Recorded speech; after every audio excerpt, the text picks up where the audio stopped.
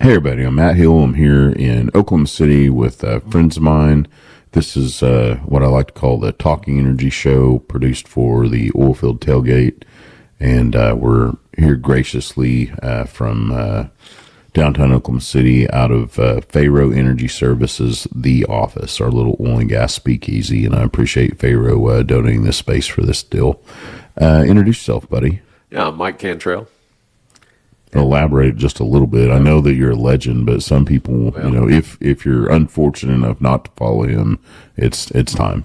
Well, thank you, Matt. I've been in the oil patch my whole life. I started working in the oil patch when I was about 7 years old, opening gates for my dad, and then later working with my granddad in the oil field. So it feels good to me to be in an oil field office to record the book that I've written. Feels like coming home, basically, and no matter how far you get away from it, basically I'm a roughneck at heart. I watched Landman last night. Yeah, we can get into that. Yeah, it was really great. The one thing I'll say about it was the rig that they used is not the rigs they use today. It's the rig I broke out on when I was 14 years old.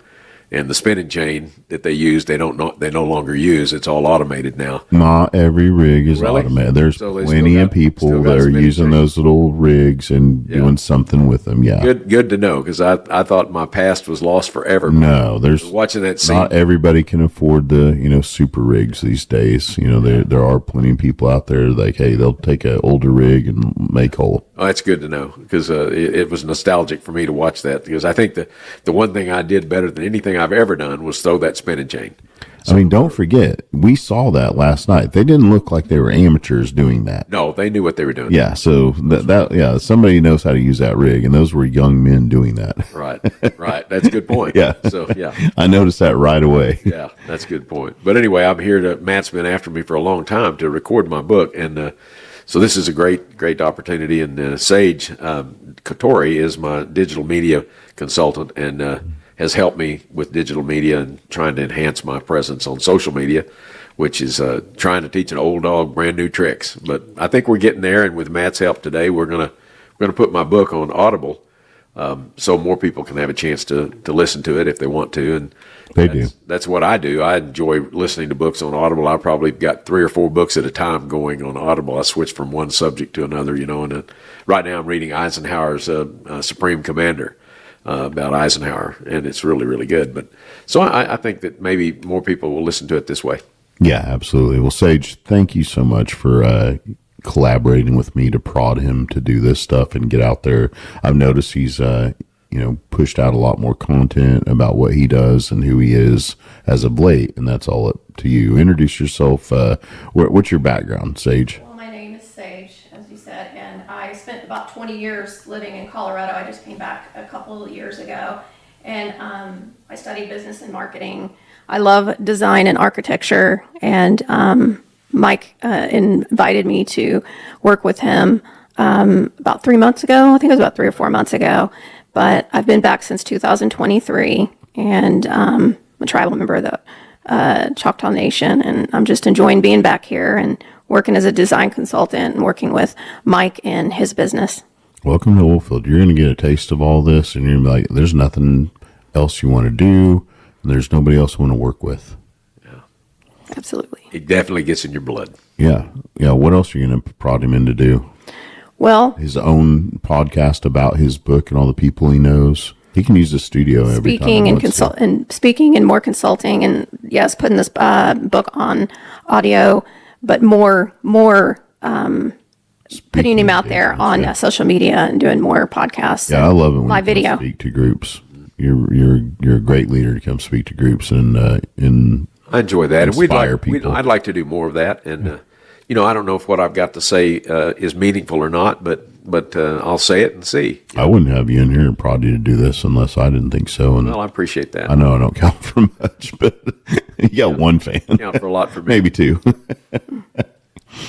Okay, so just for fun, we were just talking. We watched Landman.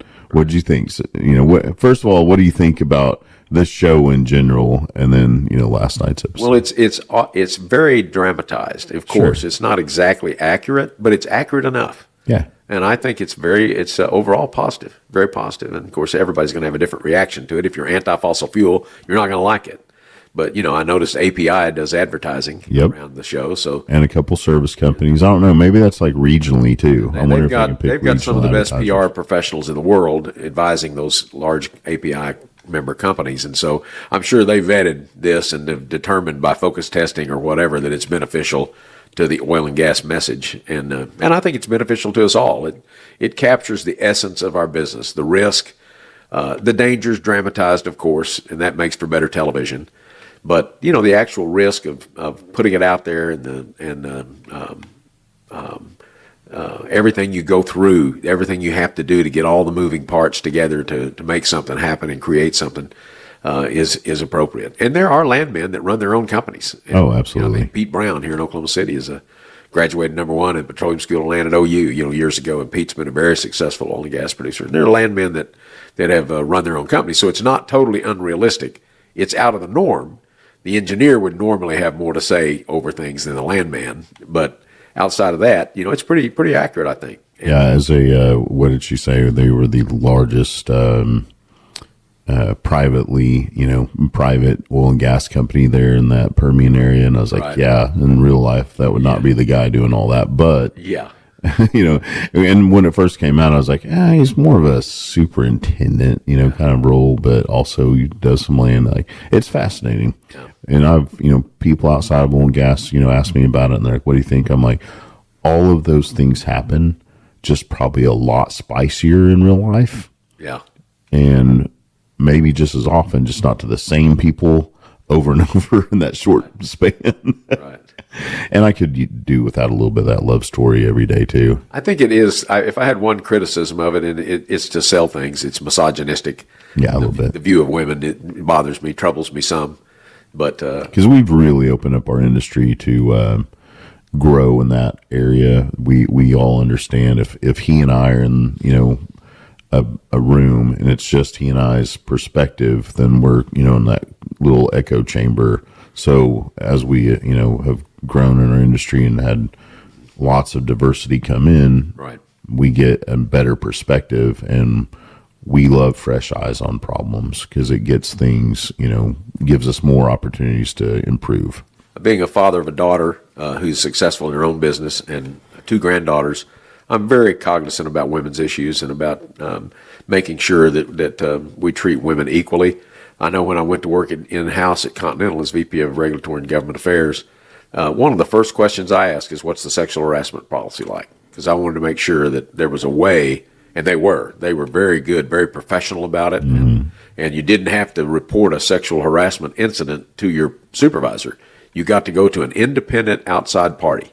And I thought that was really remarkable that they had such a great policy that didn't have any infiltration where the top guy could dismiss something because he wanted to. I thought that was really good. And I would imagine most of the larger companies with public companies for sure would have that kind of policy in place. And so I don't think it's the same thing anymore in the oil patch that it was 50 years ago. And it's better. I think we're better. And we're better than that show projects, I think. Well, I'm excited for you. You should find a lot of people like him, just leaders in oil and gas, see if they have assistants and PR people, and just come into our little world and stay with us, okay? I like this world. Yeah. We definitely need all the help we can get. Well, before we're gonna, right after this, we're going to start recording his audiobook. And what's the book? The book is called Advance: How to Take Your Life and Your Business and Your Brand to the highest level. And I really wanted to write a book, not just a self-help book or not just a book on entrepreneurship. So I've got chapters in how advancing your career from being my own from being a boss for years and having employees, and I knew what I looked for in a good employee and how they advanced their career with me. And then I've got a chapter in there from the former COO of Koch Industries, Bill Caffey, who's my best friend in life. And Bill did a as in typical Caffey fashion. He gave about 10 points on how to do, how to advance your career. And he was very successful hitching his wagon to Charles Koch and Koch Industries, and he imparted some of that in that chapter on advancing your career. I've even got a chapter on parenting. Because of all the things I've done in life, the thing I'm most proud of is Your children. Are my children. Yep. They're both successful, caring, mature adults, which is exactly when I wrote my lifetime goals at 30 years old. That was my number one goal, is to raise my children to be caring, successful, involved adults. That's your legacy. My legacy. The most important thing you will ever do in your life. That's right. My children are my estate, Yep. and they're both successful, and I couldn't be more proud of them, and so I'm real happy about that. And it's interesting, when I wrote the chapter, I wanted them to look at it, and they looked at it and said, "Dad, you don't get to define us." And I thought that was, that's exactly the kind of kids I raised, to stand up to the old man and say, "You don't get to brand us. That's what we do." So I rewrote the entire chapter about the parenting I received, which is not exactly the parenting that I gave. No, we can't. Yeah, I Because can't. life changes, mores change, Generations. yeah, and everything changes, and so. I was the belt. But it's pretty essentially the Well same. deserved. Love your kids and encourage them. That's the two most important things. But I forget the chapter on parenting, I'm really proud of. Sage, have you read his book yet? Yes, it's really good. I helped Do you have I helped him children? with his book. Yeah, Yeah. Yes, I have a daughter. yeah. Do you like his parenting advice? Yes, I think he's been a great father. I've known him for a long time, and just I think check- what I'm you just taught. checking. Yeah, I think No what you softballs taught in your here, bud. children, what you just said, I had an aha moment, is that you know who you are, and you walk that walk, and now they know who they are. Right. They became who they are, not what their parents are. That's right. That's who you are, though. That's you. You know who you are. Right. And that's what I admire about you. I even have that now about myself because of you. I know who I am. Good, you sure do. And the one thing on parenting, that the piece of advice that I got wasn't my own. I got it from Joseph Campbell, the father of mythology, basically. But he even said, in parenting, you don't try to make your children over in your image. You give them a mirror in which they can see themselves. You provide a mirror in which they can see themselves. And so that's what I tried to do. And I remember my son, when he had children, he said, "I'm not going to raise my kids like you raised us. I'm going to raise my kids like Uncle Bob, my brother, raised his kids." And that was more disciplined. Yes, sir. No, sir. Yes, ma'am. No, ma'am. It's like Bob and I were raised by our dad. And I said, "Well, son, home run. Good luck. Home run. You're doing exactly what I would have wanted you to do. And that's make up your own mind." Which you did. It just brought something. I was talking to somebody this weekend about parenting, because we'd spoken with a friend who their children, one of them went out to a university and got a little woke, but the parent is a very successful oil and gas person. And so when their child came home to start discussing all these things and saying, "Hey, I don't really believe in what you do, yada, yada, yada." And he was very candid with them. It's like, well, if that's, your path, that's, you're welcome to those opinions and your thought processes and the way you want to go with your life. You might want to think about how you're going to be funded from this line forward, because if that's the school teaching you these things and that's your opinions, then I'm not going to go work at my oil and gas, job, providing you with everything that I've given you till now, and what they, perception of, what they should be instilling in you. So my financial, push on that from now on is gone. And that was that's a tough, conversation to have with a young child coming home from college going, "Yeah, thank you for all this, that you've given us, and thank you for everything oil and gas has done, but I hate everything about it." Like, okay, I'm not giving that university one more dime. Forget it.